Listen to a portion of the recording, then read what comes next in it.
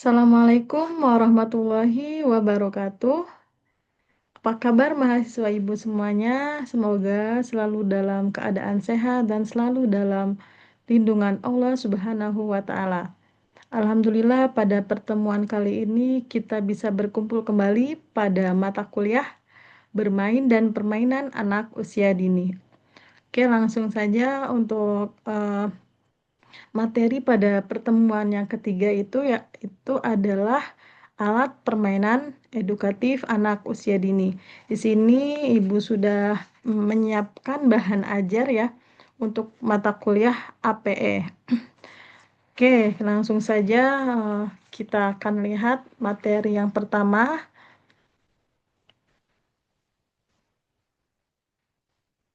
Nah, di sini ada gambar seorang anak ya yang sedang memainkan gadget atau memainkan HP. Nah, di sini ada anak yang sedang memainkan HP, yaitu baik tidak ya untuk anak bermain lama-lama bermain gadget. Kenapa? Berdasarkan hasil penelitian, main gadget anak di bawah usia 6 tahun jika lebih dari setengah jam lebih itu akan mempengaruhi sosial emosional anak ya.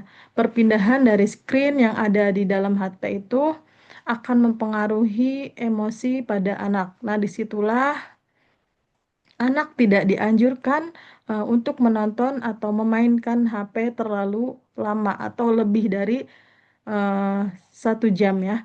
Akibatnya apa?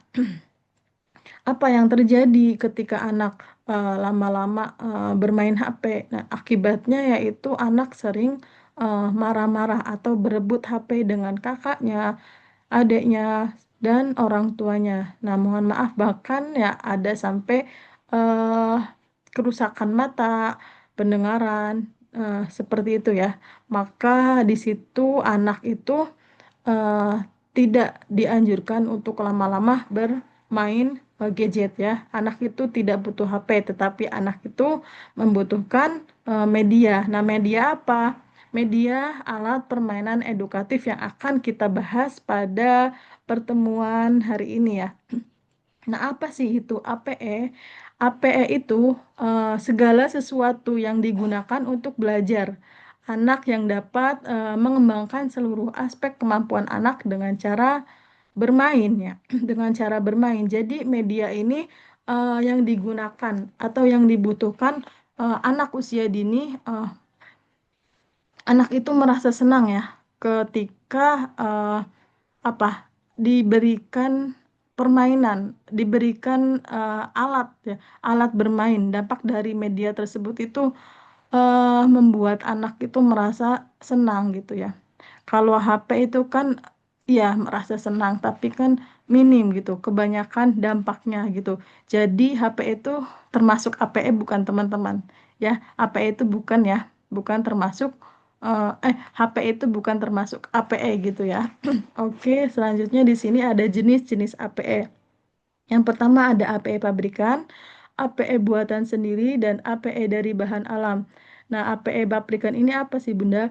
APE pabrikan itu yaitu adalah alat permainan yang sudah dikemas rapih atau biasanya ditemukan di toko-toko mainan yang sudah dikemas dengan plastik gitu ya.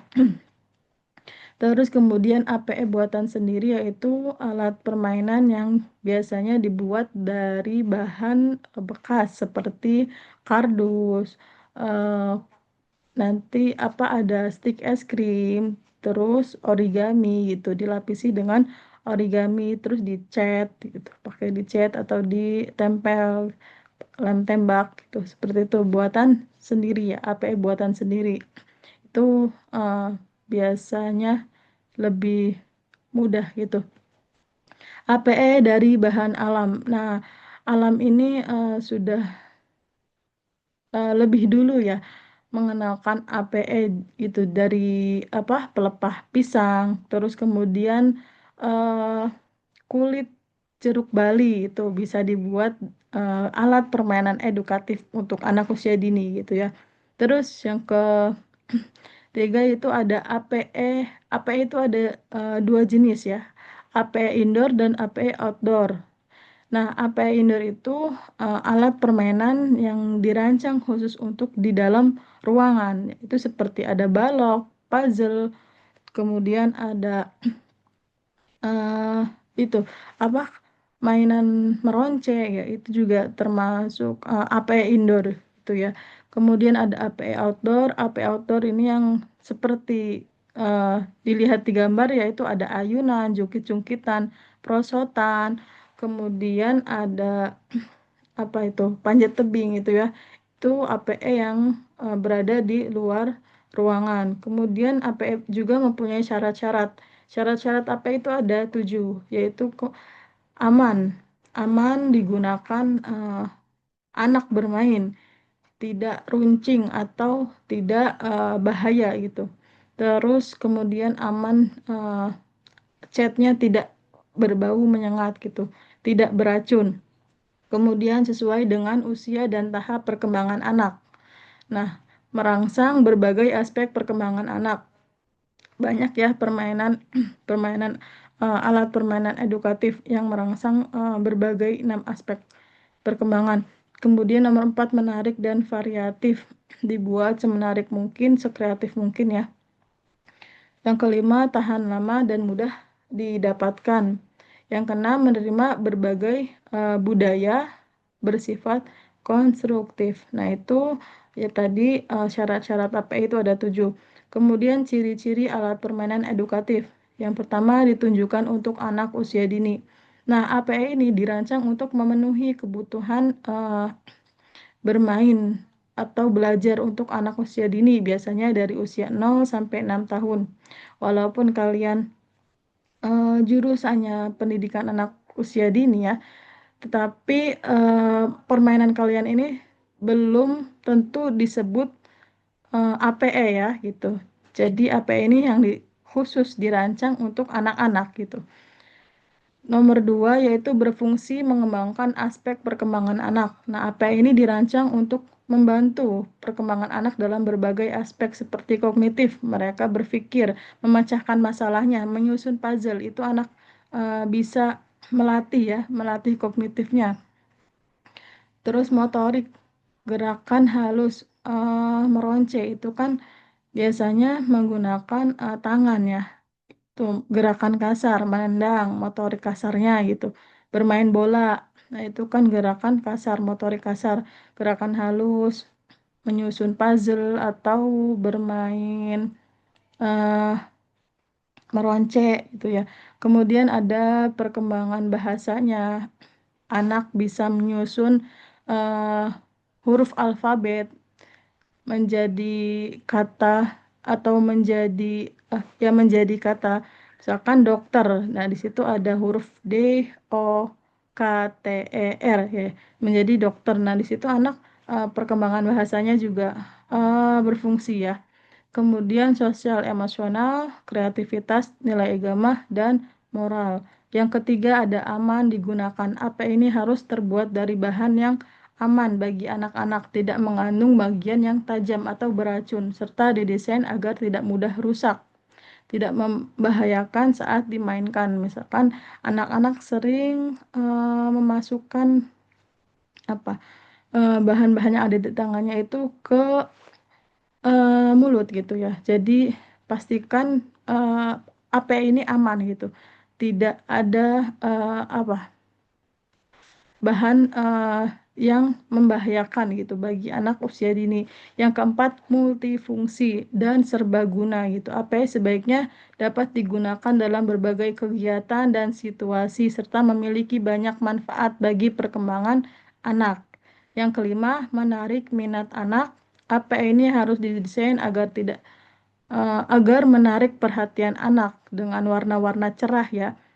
Anak kan lebih suka ya warna-warna atau bentuk-bentuk yang unik atau teksturnya yang menarik, itu akan lebih mudah untuk menarik perhatian anak gitu untuk bermain.